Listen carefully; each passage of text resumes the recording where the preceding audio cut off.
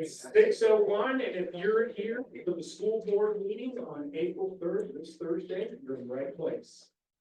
All right, let's see. If I recall the order, we'll go with the flag pledge. The flag is to my right.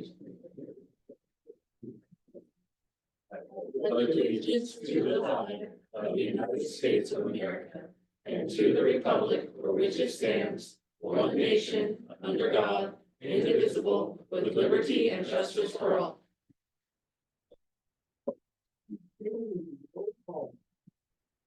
We have Carol Yardley is absent, or Elmer is having an operation today. So she's with him taking care of him.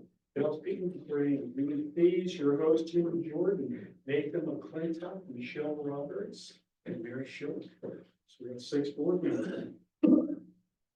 Michelle, is there any public comment? No public comments, so I will move. We'll go past agenda.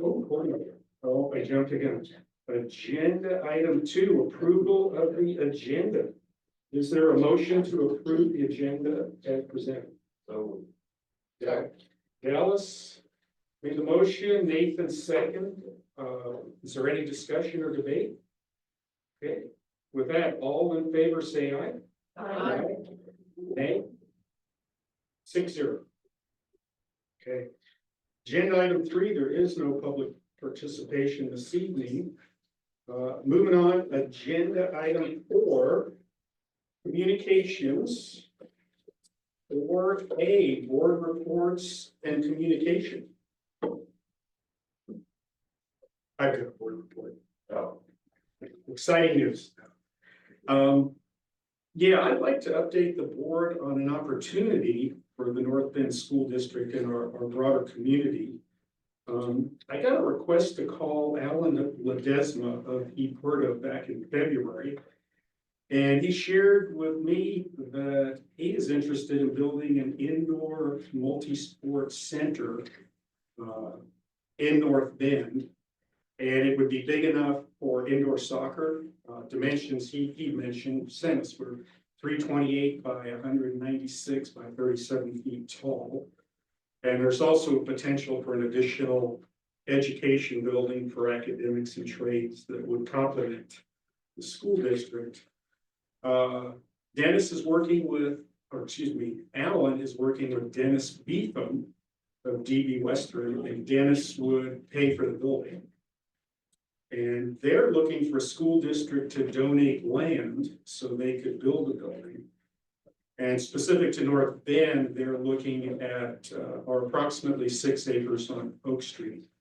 Now, they have been working with the Coos Bay School District for some time. And Alan has presented their concept to the Coos Bay board recently, again in March. And Alan approached us at North Bend because there hadn't been the progress with Coos Bay they had hoped for. Now, Dennis Beetham, who's the angel investor there, is approximately 85 years old. And there's a window of opportunity for this to happen. So, Alan has come by and met with Vince, Tim, and myself, and look, we responded, hey, we're interested in hearing more, and a project like this would benefit the community, and so Alan and Dennis are at this time working with both school districts, Coos Bay and North Bend, and essentially the one that is able to come to terms with them is something that's acceptable to both parties is the one that gets the deal. One of the big issues, really the big issue, is the ownership agreement. And there's considerations for liability and then operating the facility and what it would look like over the lifetime. You enter into a partnership, you always have to, you have details on how you enter, and you always have to have the details on how you unwind it. And and they have, Alan has brought up a lease and a trust in course of conversation. So I guess at a high level, I think the vision for both for North Bend and Coos Bay is really to capture this unique opportunity, as it has the potential to be a great ad for the community. And that's whether it's Coos Bay or North. So, the forward plan for us, for North Bend, is really to, engage our attorneys and determine the legalities of ownership. If we were to donate land, sell it, lease, whatever that might be, and then come up with some options. And then once we have those options, come back to the board for our consideration. Think of it. So really, with respect to the attorneys, we want to go from think to know around all the legal aspects of the land. Vince, is there anything you'd like to fill in around the gaps there? Only that, from the point where we are right now, where there's, very entry level conversations to the point where anything comes to fruition. To say there's a lot of hurdles would be an understatement. So there would be a lot of things to navigate between here and there. This is not, by any stretch of the imagination, a quick process or quick path. Because there are a lot of, there are the things that we know we're gonna have to deal with, and there's things that are gonna pop up that we don't even know we're gonna pop up, and then we'll have to deal with it when they pop up. So there's, I don't want anyone to have the impression that we are a significant percentage of the way down the path. We are really still starting. And we just having conversations, and so. Secondly, the only thing I want to ask is that we're really still starting. Yeah, quick question. Team, what, 6 acres, we made those, I don't know, but how does that affect softball fields around there? That's the only place we have to play softball. It actually wouldn't. It would not. It's the property on the other side of the Softball. that currently just has like a couple of backstops. Yeah, where the kids play baseball. Yeah. Little kids. Yeah, okay. But I want to. Thank you, Vince. More to follow. I mean, I've always wondered, being from the south, we always had covered areas for sports. Either it rained in the middle of the day down there, and here it rains for about 2/3 of the year. And they didn't have covered facilities, and it kind of shocked me. So it'd be really nice to have something like that. For kids. I know you guys have tough feet, I get it, but, this would be awesome. It would be a great addition to either school district. Yeah. I'd love it for it to be ours, but if it won't count. Okay. Any other comments? Okay, 4B, student representatives to the board, high school representatives Eli Ferrier and Dwayne Parker. No, help me out here. Who we got? That's who we are, but, our athletic director didn't give us our paper. Oh, So okay. this is your chance to just. Come wing on. it. You go up and wing it. Yeah. Yeah, this will be better, right? Yeah. Impromptu. Do you guys have any questions to assist? Start the team, start the team doing it. Actually, our spring teams are actually doing really well. Our baseball team just took a win last night, 11-1. I think, and our track teams are doing really good. Bunch of people are PRing this meet yesterday. It was just us, but we still placed good. We have a Roseburg meet that we have to qualify for, and we have a upcoming Marshfield dual meet between Marshfield's track team and our track team, and then we're inviting Pacific. Also, our softball team just won, I think 14-4. There were 2 games the last night. There was, So, yeah. I know they won both those games, didn't they? yeah, they did. Mm-hmm. Played down in Bedford 4 games. won. Yeah, and our girls, a new up and coming sport for us, the girls flag football team actually plays tonight in Eugene area. It's being streamed, NHS, I think, that's what they call Yeah, For men's volleyball. it. Yeah, upcoming sport, men's volleyball, there's a game Tuesday and we play Newport and Marshfield at Newport. mm-hmm. And what are you guys doing? Sports are you in? I'm currently in track for spring. I'm in track and boys volleyball. Yeah, Are there any events coming up? we have prom in May, I think. May. May, 17th. yeah, and that week we also have like a game week. Oh, wait, no. We have Spirit Week, Yeah, and then Spirit we Week. have Spring Fleet coming up, and that's where we're just gonna host a week of fun games to play during lunch, including like a game day, which is gonna be giant Jenga, tic-tac-toe, cornhole, and then Tuesday, we're gonna give the kids chalk, and they can make our school more colorful for the day, till it goes away and it rains. It's probably gonna happen soon.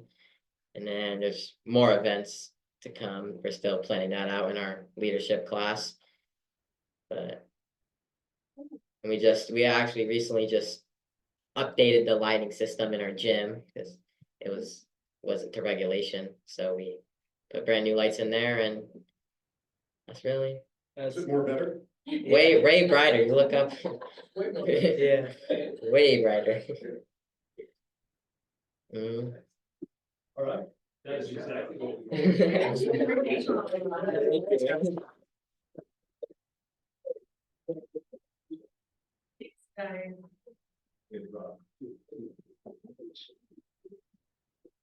The association report, North Bend Educational Association report, Eva Varga. Hello, hello. Whoops. So with April comes state testing. Yeah, so we're all gearing up for state testing. With the exception of me, I finished my state testing in March, the English language proficiency testing. So we're looking forward to scores, and every day my littles come to me, do we have scores yet? Do we have scores yet? I'm thinking, not till May, not till late May. In fact, it takes so long. So I believe that the state testing that the other teachers are doing, you know, the Smarter Balance tests, those scores don't even get reported until fall, if I'm correct.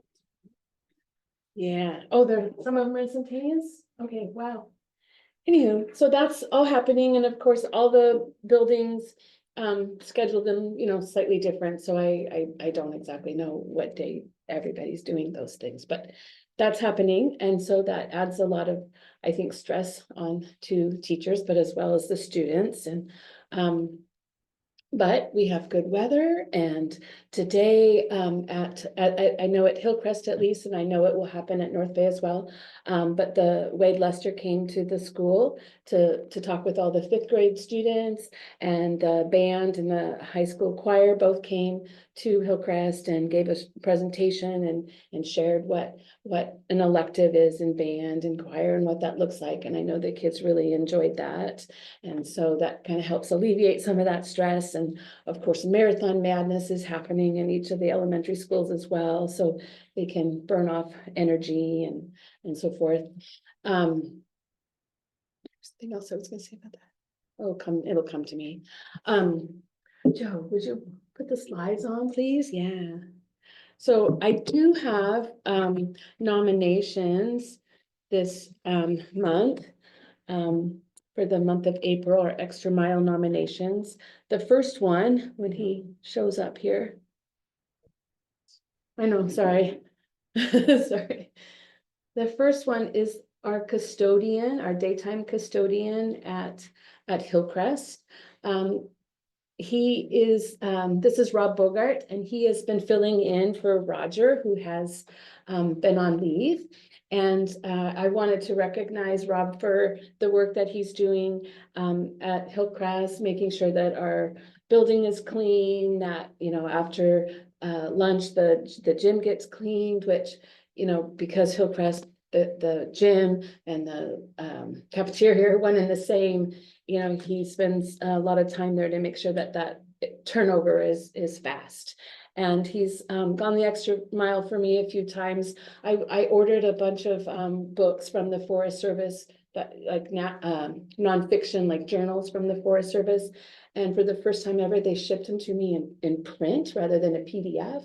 So I had a couple really large, heavy boxes, and he carried them down to my classroom. And anyway, he just does a lot of things to help everybody in the building. So I wanted to recognize him for his work. Amy Woodruff and Wendy Davis are both kindergarten educational assistants at Hillcrest. And they were nominated by Katie Shireman and Jeff Buskerud for going the extra mile at Hillcrest. They daily step up to help with challenging behaviors. They tutor students. They help teach the students social skills. And they do a lot of extra little tasks that come along with assisting the school's youngest students. So big thank you to Amy and Wendy. Next I have Candace Worthen. She's a behavior specialist from North Bay. She was nominated by Nora Collins, who shared that Candace always remains very cheerful and positive despite some immensely challenging behaviors with the students that she works with. Next, we have Heather Horning. Heather is the 6th grade science teacher at North Bend Middle School, and she always gives 100% to her students every day, plans engaging in rigorous lessons, incorporates reading and writing into her science lessons, and is always very supportive of her colleagues. And she was nominated by Sarah Helen. Next, we have Rebecca Boris. Rebecca was nominated previously, but Sarah wanted to recognize her again because this year she has taken on the state testing schedule for the first time. And Sarah wanted to, let everybody know that she's just got really amazing communication with her colleagues, and she keeps the school running. And so everyone's really appreciative of the work she's doing to help get the state testing all coordinated. There's lots of little pieces there. And then the last one this evening is Kim Black, the Aspire coordinator from North Bend High School. She was nominated by Jana Jensen, who said Kim goes above and beyond to inform students about opportunities that give them direction after high school. She's well informed and hardworking, enthusiastic about what she does. She keeps students informed about important scholarship dates, providing training for FAFSA, and is a valuable resource. So those are our nominations for this month. For testing. I guess that might be it for this evening. Right, thank you so much. Thank you. Hey, 4D Mid-Columbia Bus Presentation, Brian Schulberg.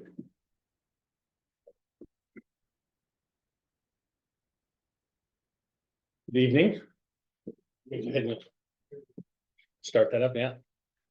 I'm Brian Schulberg. I'm the Regional Vice President for Mid-Columbia Bus. I live in West Salem, but I'm here frequently, and I'm here with 2 members of your team here, Gary Wallace, who's our location manager, and Celinda LaBruce, who has come on as a dispatcher. So Linda's probably the voice that you will hear most of the time if you call into the office there. So go ahead, Joe. The other dispatcher router is Sarah Bergeron, and Sarah's been with us for a number of years. She comes with a wealth of experience with routing and where the buses go. She's one of those individuals that if you ask for a certain address or where even some of the students go, she can tell you where they are without knowing specifically the address. So she's a wealth of information. We've had a bit of turnover this year in our staff. As you know, Tammy Hikus was with us for many years, and she's chosen to do some other things, and we miss her greatly. Anytime any of us talk to her, we try and invite her back to come and join us again. But we're happy that she's happy, and that's good. The team is coming together really well, and we're seeing some great improvements as they gel as a staff. So this year, one of the biggest challenges, like we face in most transportation departments, is staffing. We've successfully recruited and hired 12 drivers and lost 13. So some of those were of our doing because they just weren't quite the drivers that we were looking for. And we just certified one yesterday. So there's another one coming on, and we've got more in training as we continue to go out to get more. And they're leaving for lots of different things. Mostly it's for family issues as they leave to care for someone. Some choose, commonly it's a semi-retired position, and some decide to go fully into retirement. They just don't want to do it anymore. But we do a lot of things in the community. You should see lots of different events out there, but from banner buses and employee referrals, we have flyers throughout the community. The next big event that we're going to is the Coos Bay Library Job Fair on April 25th. So come join us. You'll see us a booth there as we try to find those nuggets that we can find to bring on to drive bus. Commonly, people have a misconception about driving a bus. They think, oh, the kids are too challenging. It's too hard. It's a big job. Well, I tell you, I started driving bus when I was in college. And yeah, there's 65 kids on there, but 62 of them just want to get to school at home. But the other 3 make it challenging. So once you can help manage and get those 3 or 4, the other 60 are really good kids, and you get to have a great relationship with them as they come on and off the bus. And it's a great thrill when you're in the grocery store or in the park or whatever, and they say, you hear from across the park, hey, that's my bus driver. So if you know somebody who's looking for something to get them out of the house, give them something to do every day. We would love to have them come and drive for us. So one of the things that we're working on, and it's been an increased challenge since the pandemic, as we've had, is student behavior. And so some of the things that are going on are bigger or more heavy than they used to be. There's a lot of anxieties and different things that people are dealing with. So we're working on doing some extra training for all staff, and it starts with their own behavior, right? To try to work with the drivers and monitors on how they interact so that they don't escalate the situation, but that they can de-escalate it and help to react and remember not to participate with the kids. That goes from helping to set the expectation for the student behavior. It teaches them some interrupting behaviors as to how to interrupt what the student's doing without escalating it, and to help give them a chance to create a break or breath without them losing their feeling of power. And then we have some additional bullying and harassment training that the team went through just this week to help them identify and interrupt and put a stop to that behavior. And then most recently, we've had more incidents of more parents entering or trying to enter the bus, which is actually illegal for them to enter the bus without being invited, and certainly that invitation would have to come through a pre-planned situation with the school district. They would have to be vetted just the same as if they were coming into a classroom. And so they're not allowed to get on the bus, but we have to help the drivers to, again, de-escalate that situation. Trying to work closely with each of the campus administrators to deal with those situations on a case-by-case basis. There's no one size fits all when it comes to these individuals. And so we want to work with them and find out the best solution. We want to keep as many kids on the bus as we can. They need the bus to get to school. They need to be in school. And so we want to find ways that we can do that, and yet allow and help to all the kids to be safe, and for the drivers and monitors to be safe as well. So some of the other things that we found is that we've got to do a better job. One of the assessments that as Gary and the team come on is we've got to do a better job of communicating to the campuses, to administrators, to teachers, to parents. And so that's one of the things that we're really focused on right now is to improve that communication and to make sure that it's professional. There's a positive interaction with every campus, with every parent, with anybody that calls in, every part of the community. Not always easy, because some of the calls we get are they're misinformed or they're already irate, and so it can be very challenging for particularly Celinda, but Celinda and Sarah, and then Gary gets the ones that get away from those two. Gary is taking as initiative to go out and meet with each of the administrators at the campus, so that they can get to know each other, understand what the goals are, and work together on helping to meet the needs of the kids for each campus. And then we want lots of follow-up to deal with any issues, those things that miscues, and sometimes they do, right? We misspeak, we misunderstand, and so we want to help to follow up and then remedy and work to improve that future communications. And that needs to happen daily. It also happens daily with the drivers and monitors that they come in. How are things going? How is student behavior? I've spent the day over there today and had several drivers come in and report about student behavior and what they're doing and how they're doing it. And Gary would interact and say, okay, like how we give them some ideas as to how to help manage those students. And then every time it was okay, have we talked to the parents first? Do the parents know what we're doing? Are they aware of the situation so that they have a chance to help to manage that student's behavior? Because largely, most of the time, they don't know what's going on when the kids are on the bus. Speaking as a child on the bus, my parents didn't know what was going on until my bus driver told them. And so most of the time I was grateful for that.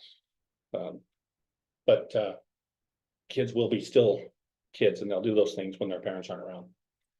One of the things that we found, and we wanted to get some feedback from the community is, and working with the administration, we sent out a parent survey to ask 10 questions. Many of you probably saw that. 10 questions just to get some feedback from the community as to their perception. And it had everything from some on time about safety and how your kids feel on the bus and if you're even using the bus, and to get some feedback. And it gave an opportunity for some comments on each of those questions so they could elaborate on their opinion. We were pleased to get a number of cases where parents called out or identified a driver who they thought was doing an exceptionally good job or was taking excellent care of their kids. So we'll be recognizing those individuals for that, because that's the behavior that we want to encourage and have all the others emulate, is to be that kind of person that the kids can look up to, and to recognize that they're caring for their children. So some of the areas we found, we got some great feedback, and that there's some things we can need to continue to improve. Some of the communication, some of the positive and professionalism, we're going to address some of those things, but the other items that we're going to take, and we'll create some action plans to address those, to help us improve, to make those things better. And then hopefully in future surveys, we see that trend up as we continue to improve and meet the needs of more and more community members.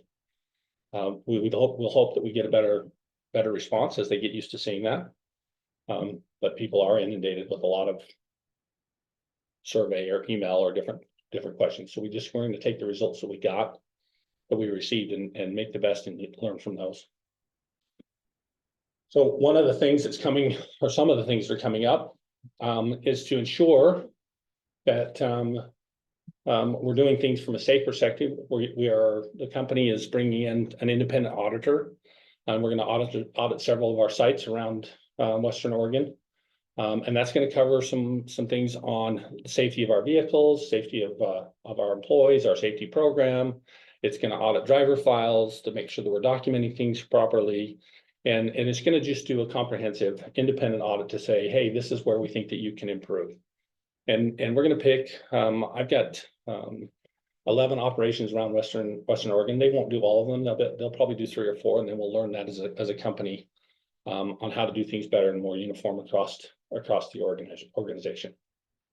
Additionally, every summer we have a manager's workshop that Gary will be attending, and we'll have an outside service or training provider that's going to come in and help us to do some customer service training that will then be disseminated down through to all of our employees as to how do we improve our customer service right to the front line, so that every parent and every student can feel that, because we feel like that's what this is about. Is school bus transportation is absolutely about people, and we need the kids. We want the kids to be ready to have a good experience on the bus, so that when they get to class, that they're ready to learn, and not detracted from that effort.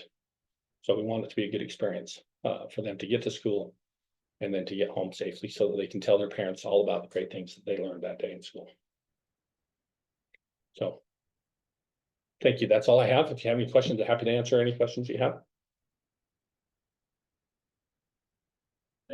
Okay, thank you. Thank you, Brian.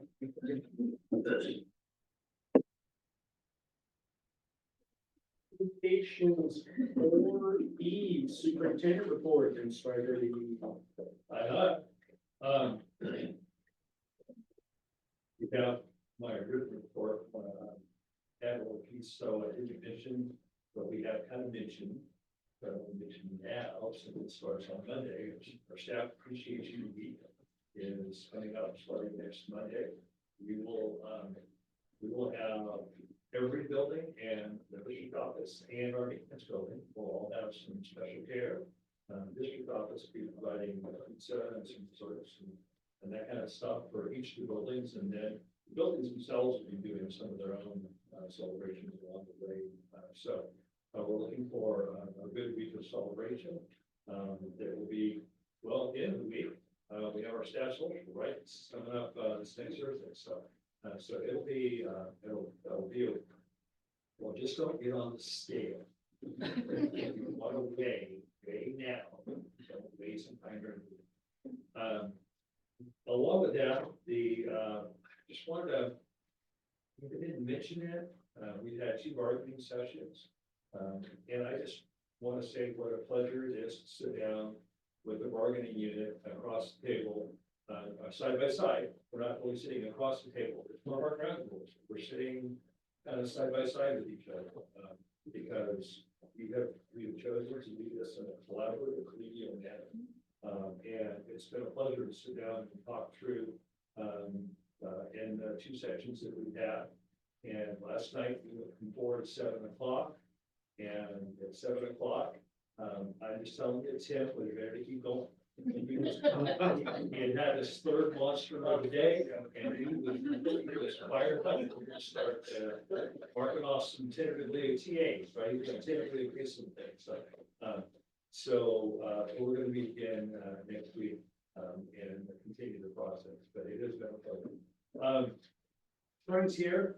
Just a reminder, this is a month that really doesn't have any holidays in it, but a few years ago, they talked about having a day in the month that we had off. Of course, we buy it back at some other time of the year, but that is April 25th this year. So April 25th, the entire district is off, right, everywhere, including the district office.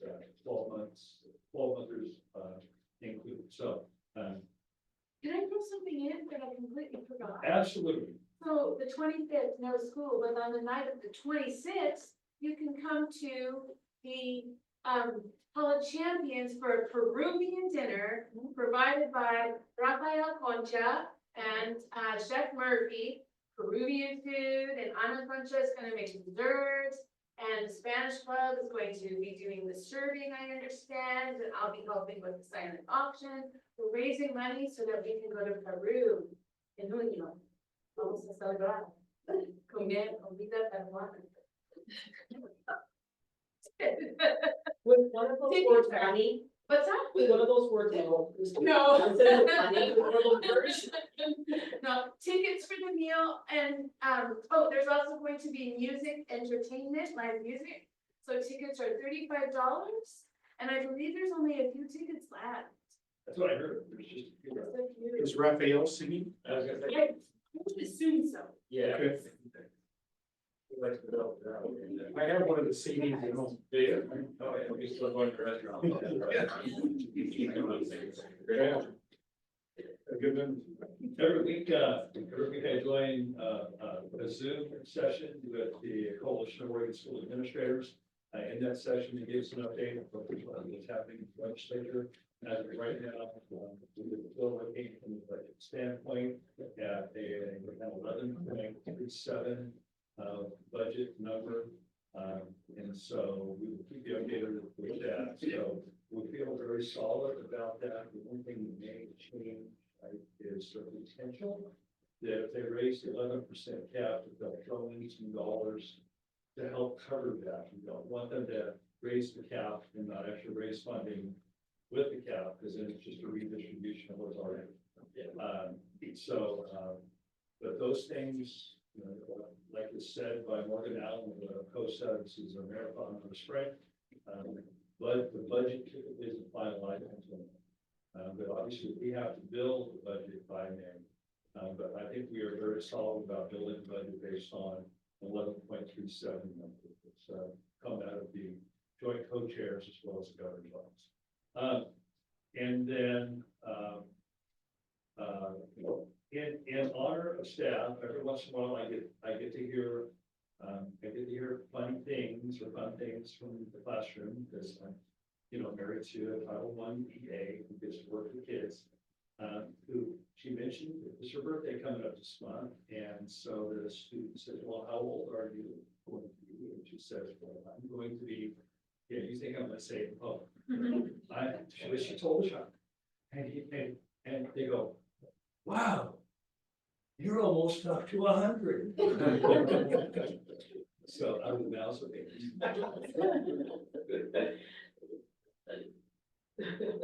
and I will.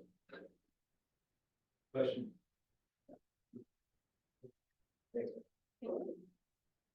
Good, thank you, Vince.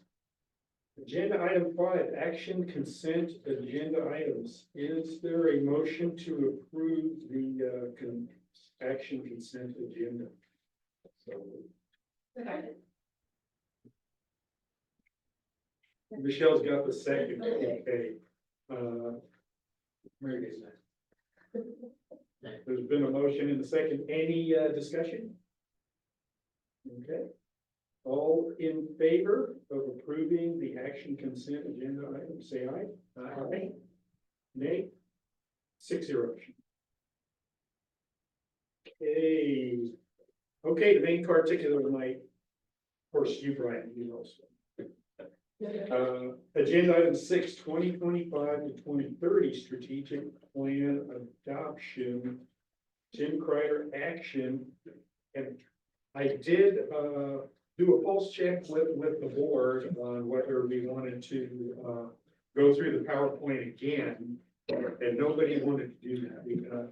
At least 3 board members here were very involved in this process. So they've seen it, and the rest of us were good. We had a work session 2 weeks ago where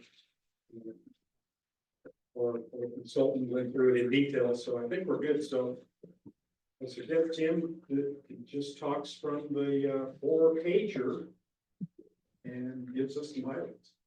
Yes, thank you. Last spring, we started the process of engaging with different strategic planning consultants and settled on Performance Fact to help lead us through the project this school year. We knew that we needed to essentially develop a strategic plan to create a sense of alignment in our district focused on student success. And we wanted to have a plan that was student-centered.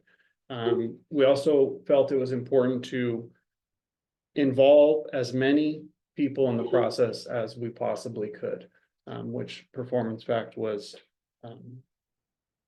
great at leading that process and guiding us through that. In fact, in the end, we had over 24 planning sessions, over 105 live participants in those sessions, and over 2,000 voices that contributed to the plan overall. So in the end, we were able to develop a plan that was really community and staff and student led, not district administration led. And we felt that that was also something that was going to be important to help ensure that we can actually get a plan that can be embraced by all. What we have tonight here is the 4-page document of the strategic plan. And as Jim had mentioned, many of you have been heavily involved in this process, and we really greatly appreciate you being a part of that and your voice throughout that process. We had core planning teams, instructional focus teams, family engagement sessions, our principal teams, our cabinet. We had alignment team, which was more a community leadership type of team that helped contribute to the plan. So really embracing many voices and perspectives in the process.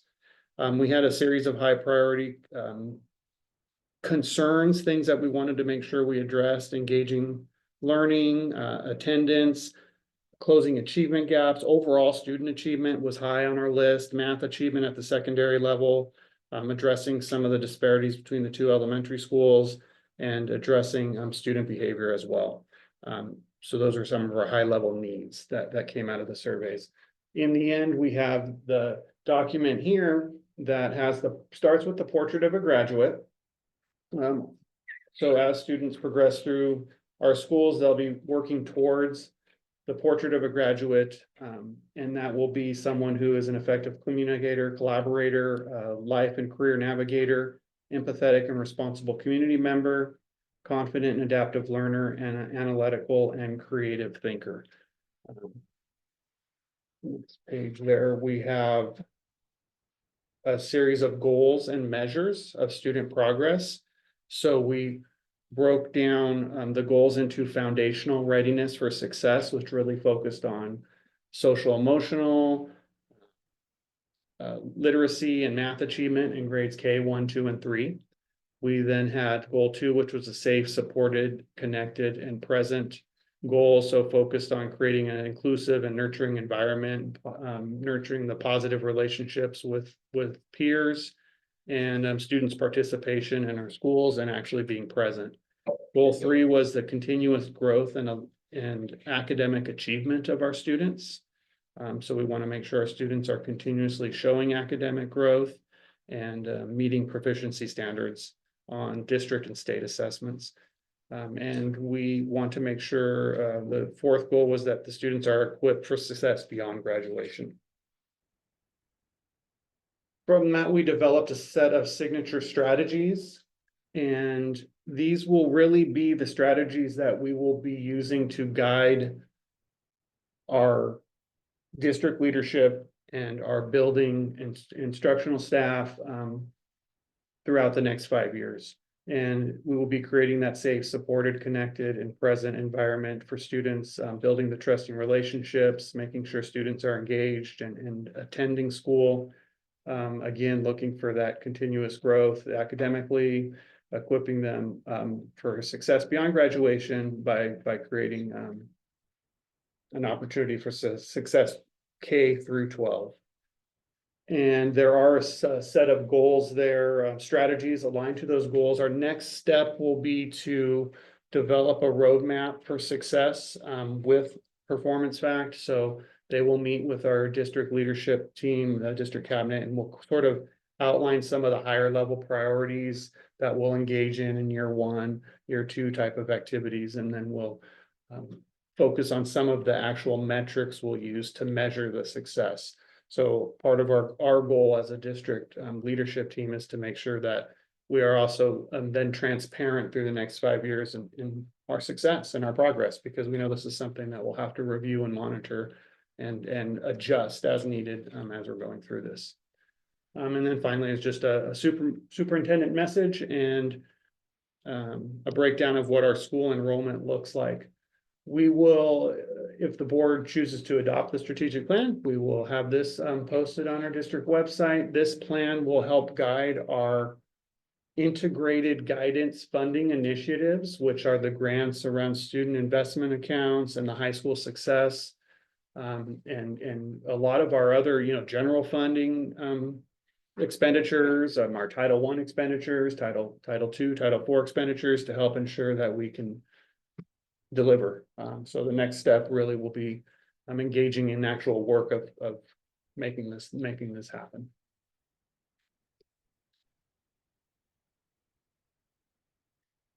Any questions for Tim? Comments? And I do want to just mention that it was a team effort. Vince was a part of all the planning sessions. We had several board members, our directors, our principals, many teachers were involved with this, and they took time out of their classroom to participate in that. And that's a big ask. It was also really important that they were there.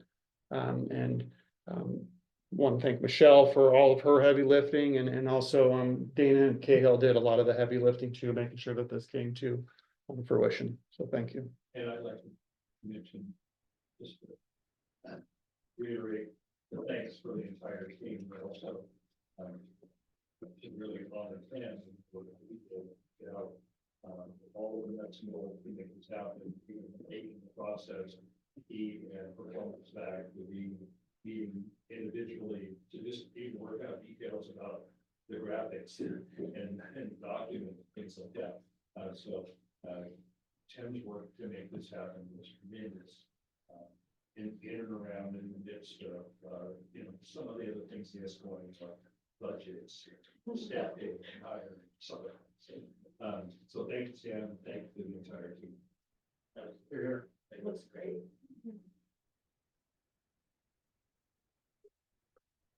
I would move, to approve the 2025 to 2030 North Penn School District Strategic Plan as presented. Mary, you give it to Mary? Yeah. Okay, there's a motion by Nathan and a second by Mary. It is, and I'll restate the motion. I move to approve the 2025 to 2030 North Penn School District Strategic Plan as presented. Okay, with that, is there any further debate or discussion? Yes.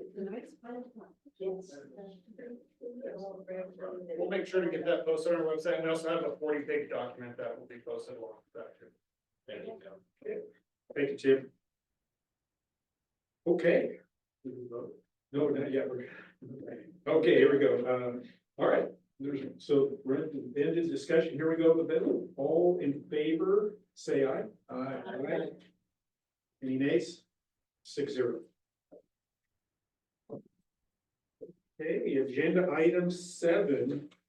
I guess before, I would like to thank you, Tim, your work, and it was a lot of work. I know a lot of folks involved. In fact, it was, we like I'm a very visual learner, and I love that picture. They had a student in the center and then instructional effectiveness right around that. So, yeah, and they did very good. You know, when you have that many people in these public sessions and you're able to herd cats the way they did. So, yeah, thanks for all the work and the board members that were there.